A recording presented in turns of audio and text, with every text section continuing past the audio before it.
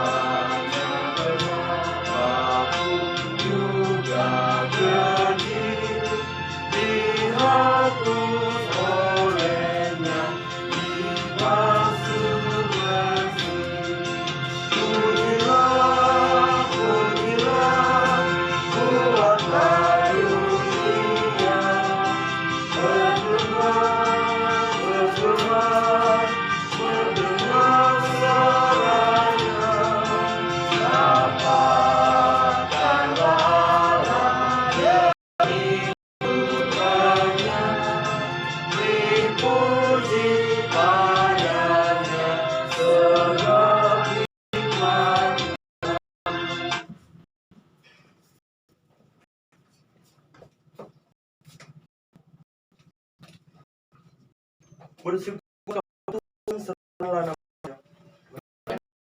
Perbuatannya di antara bangsa-bangsa. Bernyanyilah baginya, bermazmurlah baginya.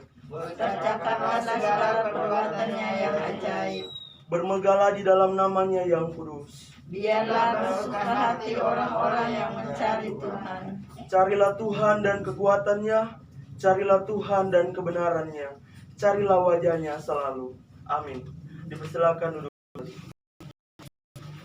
Kembali ke pujian yang kedua, semua Bapak.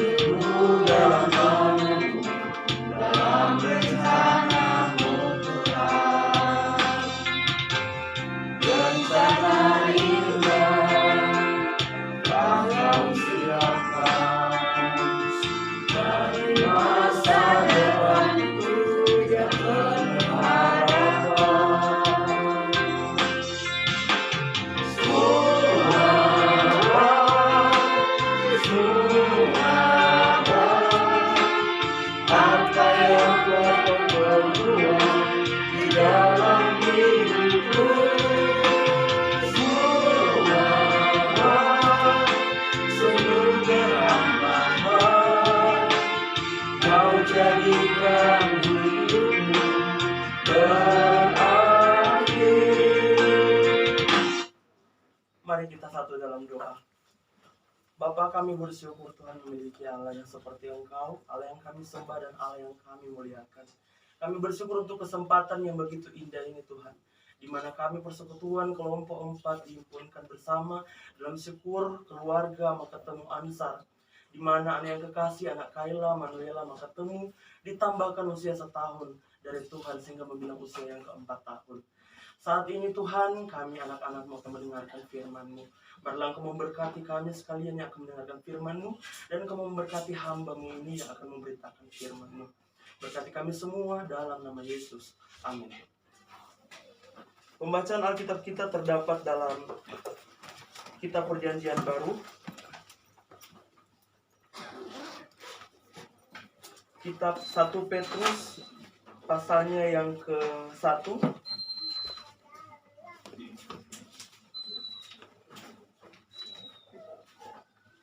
1 Petrus pasalnya yang ke-1, kita akan baca dari ayatnya yang ke-3 sampai ayatnya yang ke-7.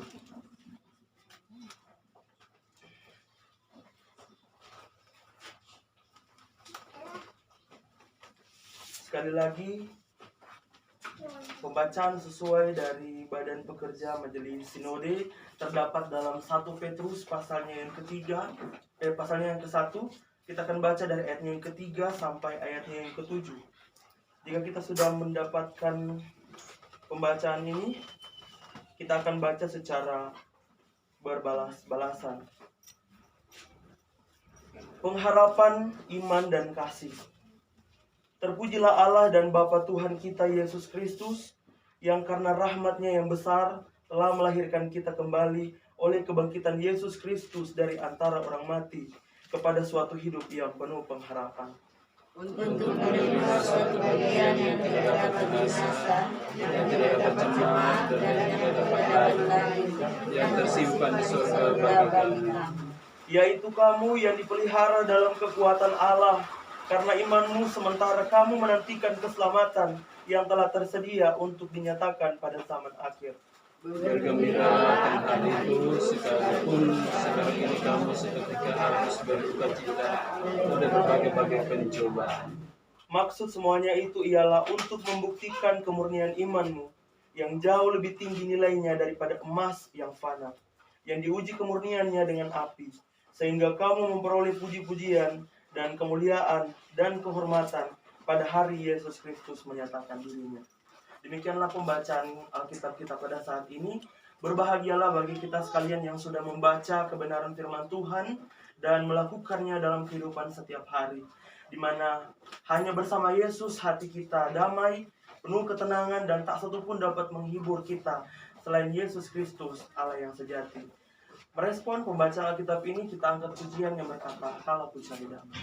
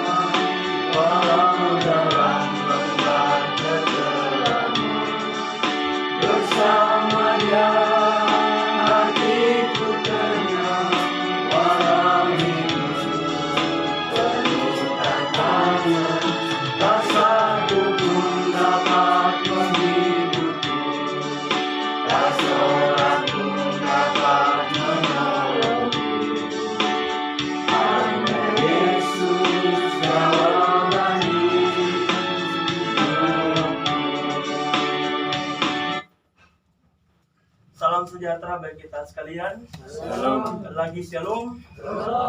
Saudaraku yang diberkati Tuhan, siapa di sini yang memiliki penderitaan? Semua Kang. Tentu ketika orang sebagai anak-anak Tuhan, umat pilihan Allah, ketika Tuhan Yesus digantung di kayu salib, di situ terjadi via dolorosa jalan penderitaan Tuhan Yesus sampai ia disalibkan. Menarik konteks ini. Dalam perenungan kita akan belajar arti dari penderitaan.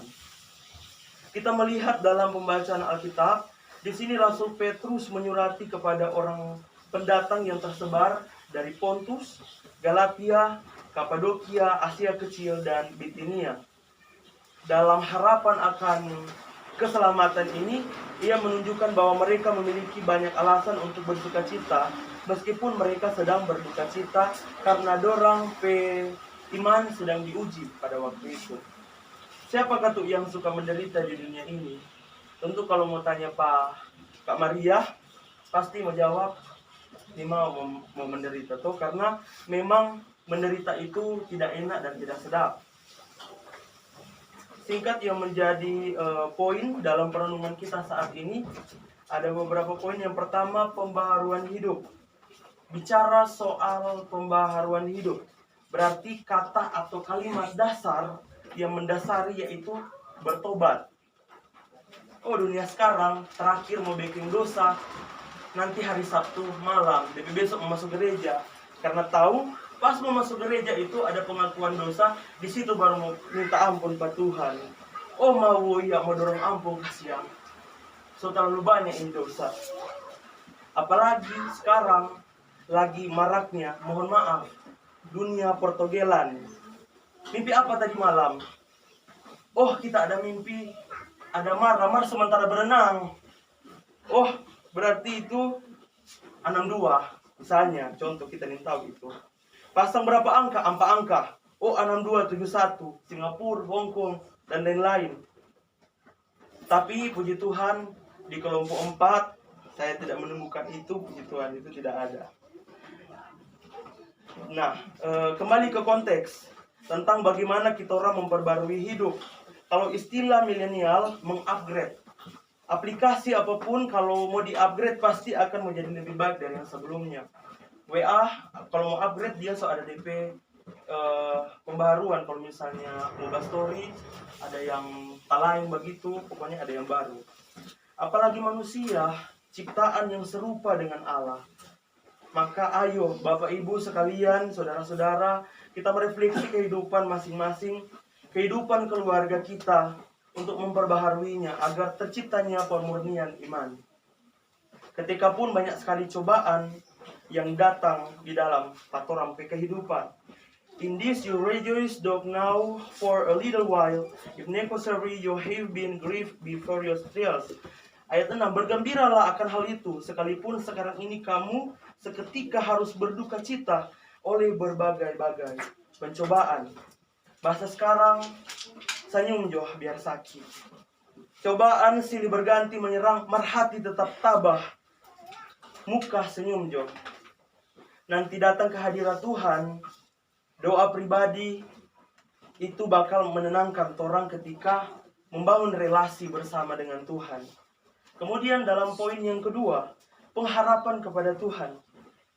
Orang Kristen hanya berharap saja kepada Tuhan, bukan pada manusia. Saya akan memberikan ilustrasi nyata, di mana waktu sementara kuliah itu, saya dibebani sekali ketika udah belajar mata kuliah bahasa Ibrani dan bahasa Yunani. Kalau mau tanya Pak mahasiswa teologi, pasti dorang mau jawab itu memang susah sekali.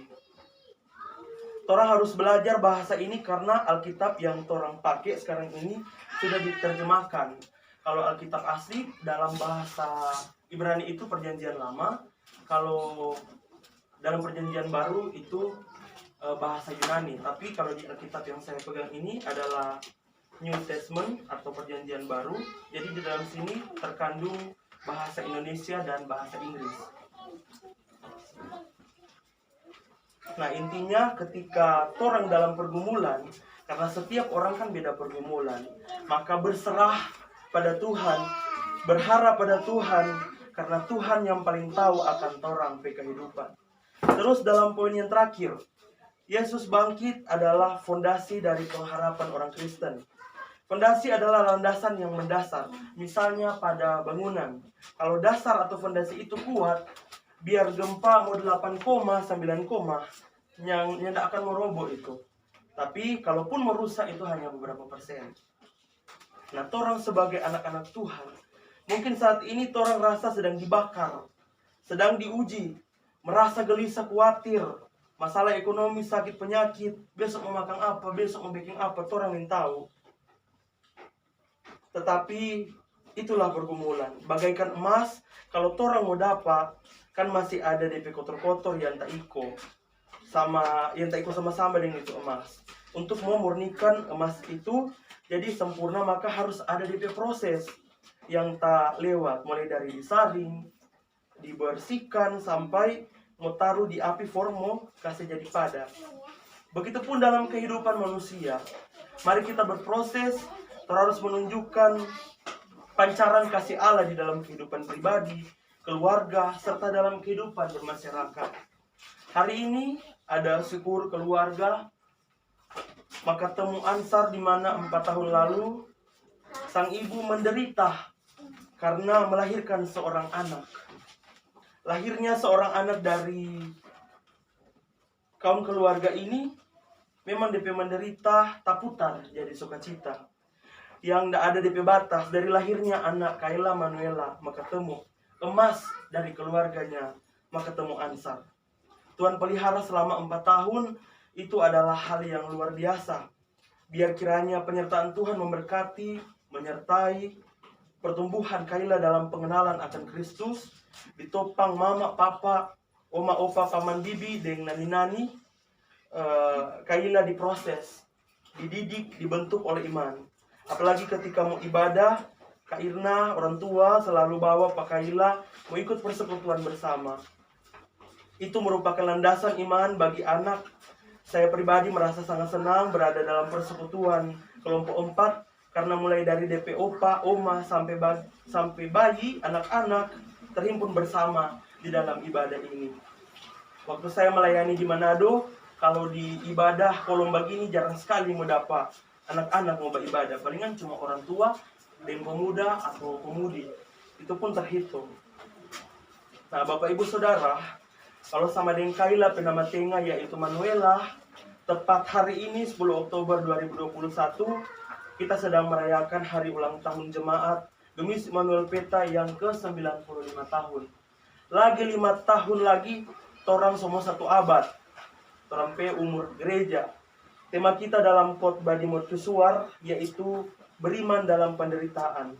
Ada banyak proses yang terlewati oleh jemaat kita, sehingga melalui banyak proses ini kita dibentuk dan mendapatkan pemurnian iman. Sekalipun melewati penderitaan.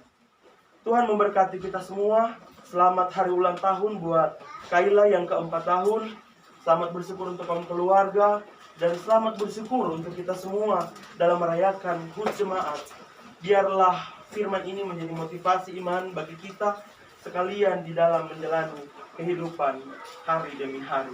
Terpujilah firman dan kebenarannya. Amin.